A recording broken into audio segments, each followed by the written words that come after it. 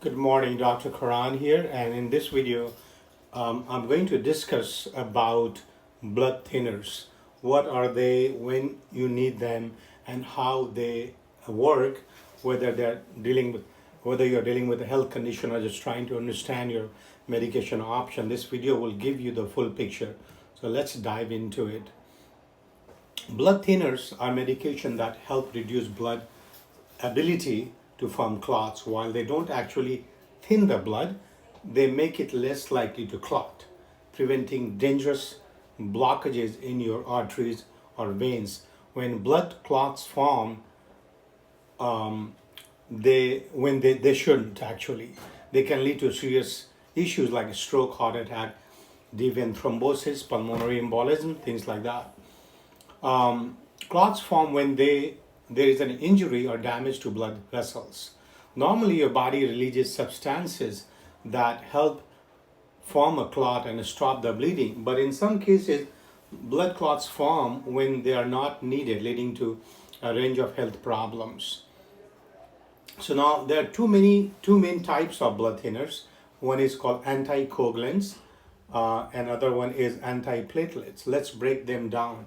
Anticoagulants prevent clotting. First, we have anticoagulants. They work by affecting clotting factors in your blood. The most common ones include Warfarin, which is coumadin, a well-known and older anticoagulant requiring regular blood tests to monitor its effect and dosing. Number two is direct oral anticoagulant, DOACs, DOACs, and newer medications include apixaban like Eliquis, rivaroxaban like Xarelto, and dabigatran like Pradaxa. These don't need much monitoring and have fewer dietary restrictions compared to warfarin. Then other kind is antiplatelet drugs. They prevent platelet aggregation, platelet clumping. They prevent your platelets from clumping together to form a clot. The most common antiplatelet medication is aspirin. Others like clopidogrel, Plavix, or ticagrelor like Brilinta are used for people with heart disease or after a heart attack. Who needs blood thinner? That's a big question. Who needs blood thinner? So I'm going to break it down into temporary use and long-term use. Temporary use, blood thinners are often used temporarily in situations like deep vein thrombosis, a blood clot in the veins of your legs, pulmonary embolism, a clot that travels to your lung from your extremities, surgical recovery after surgeries like hip or knee replacement surgery. Blood thinners may be used for a short period, usually around 2 weeks, to prevent clots.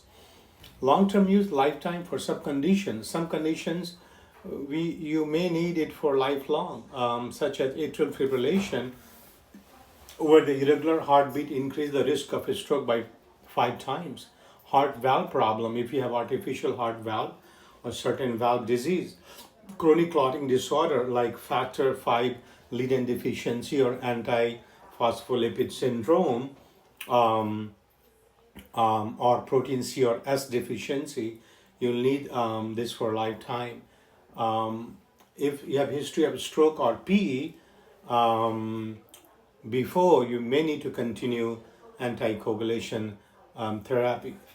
So I'm going to talk next is when do you need blood thinners temporarily versus long term.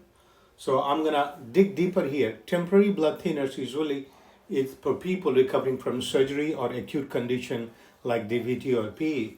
In these cases, you might only need to be on blood thinner for a few weeks or few months, or once immediate risk passes, you can stop them. However, if your chronic conditions like AFib or history of blood clot, you may need to stay on it for life. And these are the conditions where the risk of clots keep coming back. Long-term use of blood thinners can significantly reduce your risk of a stroke or further clot formation. What are the risks of blood thinners? While blood thinners are essential for managing clot risk, they come with certain risks. Biggest risk is bleeding. Since blood thinners reduce your clotting ability, a small injury could lead to more significant bleeding than usual. So it's important to be cautious and avoid situation that could lead to injury, like working with a sharp object. Um, You'll also need regular checkups and in some cases blood tests if you're concomitant to ensure medication is working properly without causing complication. Certain lifestyle factors can affect how well blood thinners work. For example, if you're on warfarin, you need to be mindful of foods high in vitamin K like leafy greens. But newer medication like Eliquis and Xarelto don't have this restriction. It is also essential to avoid alcohol in large quantities as it can increase the risk of bleeding. Always talk to a doctor before making any changes in your diet or starting new medication. So blood thinners are crucial for preventing life-threatening clots, but they must be used carefully and under guidance of a doctor. And if you think you need them, you should talk to a doctor to determine what's right for you. So the more information you have, the better it is. So short-term, long-term, I wanted to go a little bit deeper. So surgery or trauma, they usually require short-term. Surgical procedure, joint replacement, abdominal surgery can increase the risk of clotting temporarily. In these cases, blood thinners are prescribed for a short period during recovery to prevent clots from forming during the healing process, 2 to 4 weeks. Trauma injuries like fracture, leg or pelvis can increase the risk of deep vein thrombosis.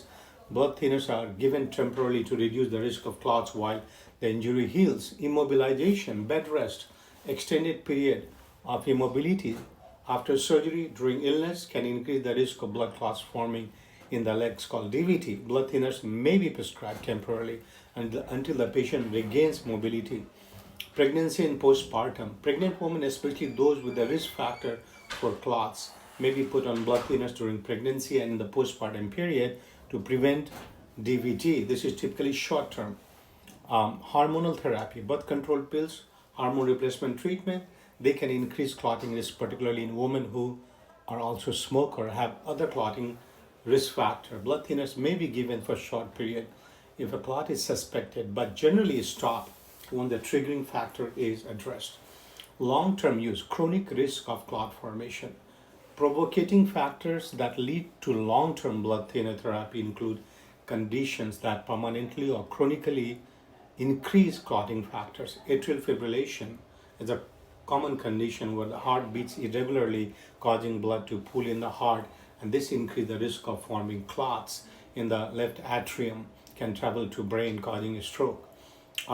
And patients with AFib typically are placed on long-term blood thinners to reduce this risk. Chronic conditions like factor V Leiden deficiency and antiphospholipid syndrome can lead to increased risk of clot formation due to genetic autoimmune condition. Heart valve disease, people with artificial valve, they would require long-term as well. Now, recurrent DVT and PE. If someone has had DVT, deep vein thrombosis, and pulmonary embolism more than once, they are at higher risk of having another one. In such cases, long-term anticoagulation is usually recommended to prevent further clots from forming. But if they just had one time, usually 6 months of treatment is good enough. Stroke or transient ischemic attack. A patient who had stroke or TIA due to clotting risk will often require long-term blood thinners to reduce the risk of another stroke. So this is about the blood thinner, and I hope this is informative, and I hope this video helps some folks out there in understanding different clotting, different anticoagulants and antiplatelets agents, and when they're used and how do they work for you. So thank you for watching.